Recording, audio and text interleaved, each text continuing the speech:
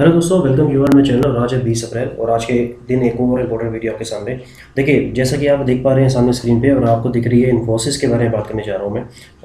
देखिए, आपको पता ही होगा भारत की ये नंबर 1 कंपनी है आईटी सेक्टर में और अपने अपने सेक्टर की ये दिग्गज कंपनी है और लीडर कंपनी है। तो इसके बारे में मुझे मुझे लगता नहीं है कि आपने कभी ना सुना हो या कभी इसके बारे में आपने ना पढ़ा हो। तो मेरे ख्याल से जो भी शेयर मार्केट के अंदर अपना ट्रेड करता है, इन्वेस्ट करता है, वो इन्फोसिस के बारे में ज़रूर जानता है।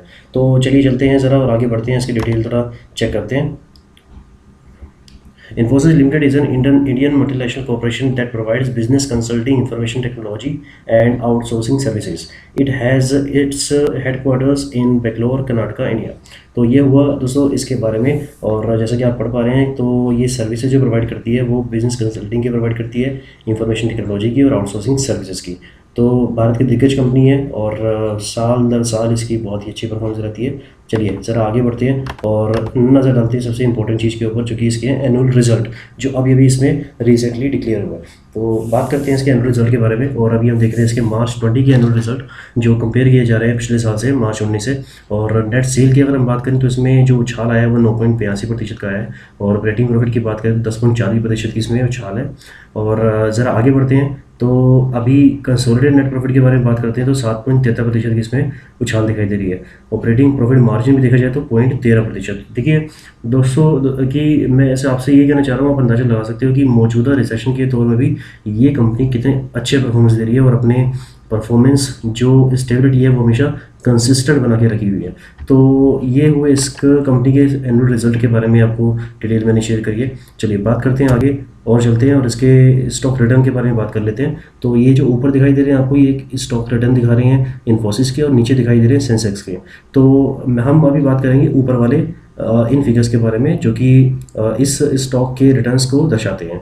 तो हम बात करते हैं एक दिन के इसके रिटर्न के बारे में जो कि 3.75% दिखाते हैं, एक वीक के इसके 2.48% दिखाते हैं, एक महीने के इसके 11.62% है और 3 महीने के इसके माइनस में 15.03% है।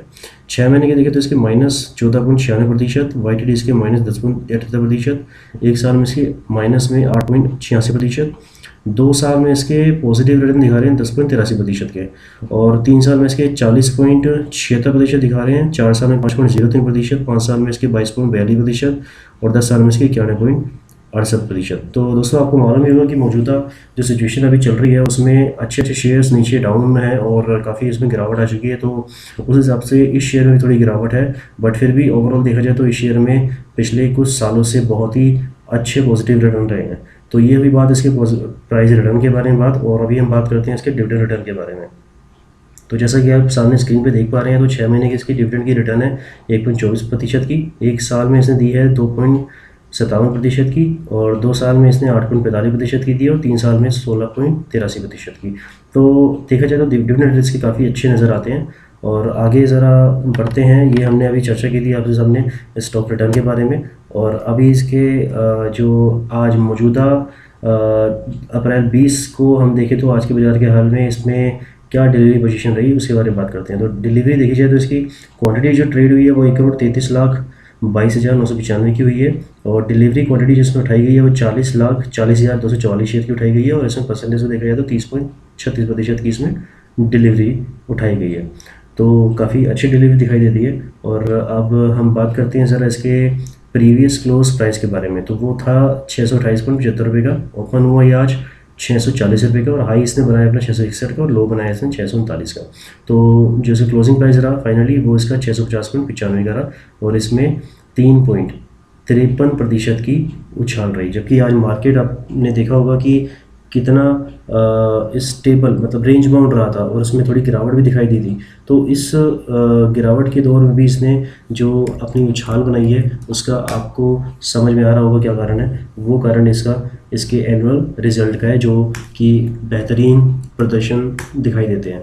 तो दोस्तों अगर हम बात करते हैं 52 वीक हाई के बारे में तो 847 रुपये का इसने 6 सितंबर 2019 को बनाया था, और 52 वीक जो लो बनाया इसने 509.25 रुपये का बनाया 19 मार्च 2020 पिछले महीने की। तो मेरे हिसाब से आप कोई ख़रीदारी करने की सलाह बनाते भी हैं तो अपनी एनालिसिस करिए, स्टडी करिए और अकॉर्डिंगली अपना डिसीजन लीजिए। वीडियो करूँगा यहीं पे वाइड अप। अगर आपको अच्छा लगा हो तो प्लीज़ लाइक करिए, मोटिवेट करिएगा, और अगर सब्सक्राइब ना किया हो तो प्लीज़ मेरे चैनल को सब्सक्राइब करिए ताकि ज़्यादा से ज़्यादा वीडियोज़ आपको मैं पेश कर सकूँ। Thank you for watching this video.